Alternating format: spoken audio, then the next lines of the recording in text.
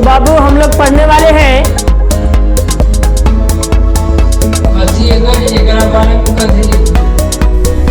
साथियों, समझौता किस्तों का किया जाता है, रिश्तों का नहीं।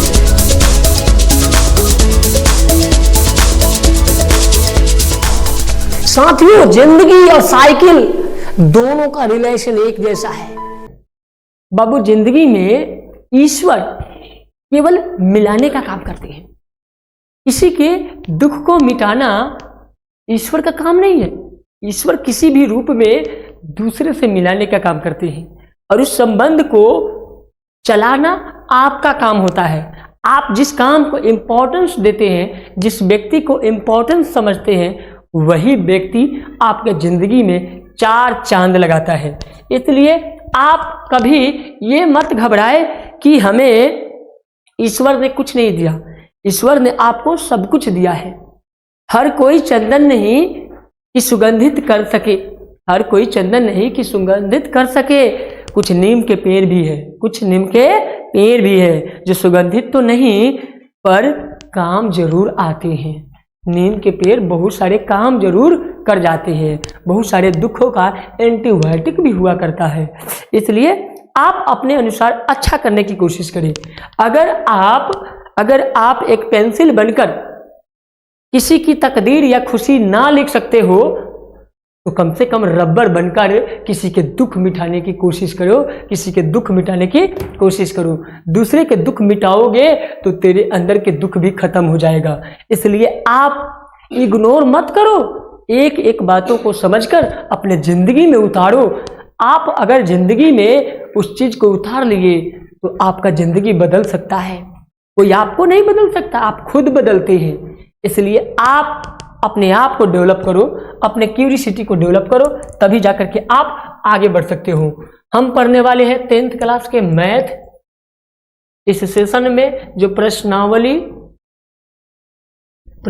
1.1 के क्वेश्चन नंबर पिछले सेशन में 1 पढ़ चुके हैं। 1 का 1 नंबर, 2 नंबर और 3 नंबर, ये सब हम सब पढ़ चुके हैं। अब दूसरा नंबर क्वेश्चन भी पढ़ चुके हैं।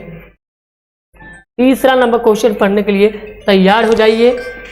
हम सब तीसरे नंबर सवाल की ओर है और तीसरे नंबर क्वेश्चन को थोड़ा सा ध्यान से देखना है बाबू, क्योंकि ये बहुत ही शानदार सवाल है बिहार बोर्ड के छात्रों के लिए। सबसे पहले क्या लिखेंगे? माना कि लिखे या नहीं लिखे।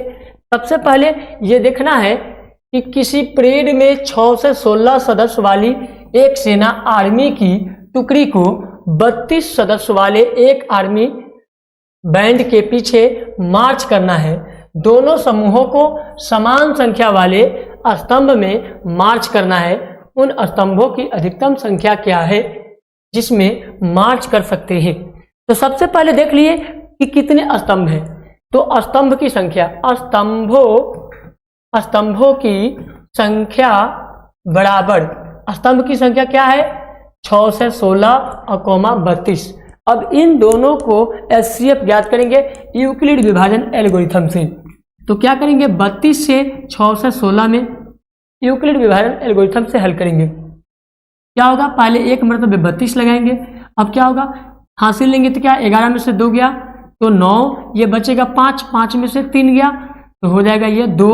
अब यहाँ पे 6 उतारेंगे। अब लगाएंगे यहाँ पे कि 296 लगभग कितने मर्तबे में आ सकता है। तो सबसे पहले 9 मर्तबे में ही लगाइए। 2 नावा 18 के 8 हासिल 1, 3 नावा 27, 1 28। अब यहाँ पे घटेगा तो क्या होगा? 6 में से 8 घटेगा नहीं तो हासिल लेंगे 16 में से 8 गया तो 8 बचेगा और ये 28 कट जाएगा। अब 8 से लगाएंगे 32 में, 8 चौके 32 तो ये 32 भी कट गया। अब क्या करेंगे हम लोग? सबसे पहले लिखेंगे a बराबर, जो बड़ा अंक होता है वो a होता है, छोटा वाला अंक b होता है। तो 6 से 16 कॉमा b बराबर 32। तो a बड़ा है b से। तो यूक्लिड विभाजन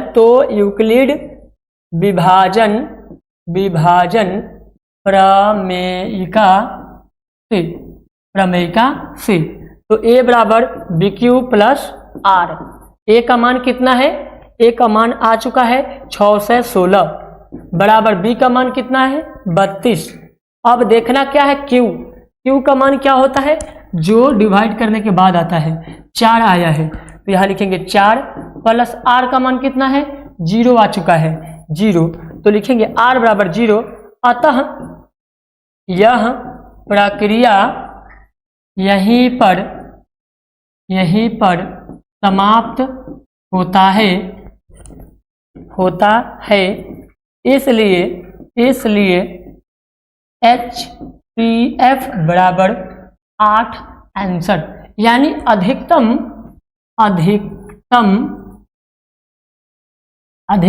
स्तंभ की संख्या स्तंभ में आर्मी की संख्या बराबर 8 आंसर होगा। तो आई होप कि आप लोगों को समझ में आ गया होगा।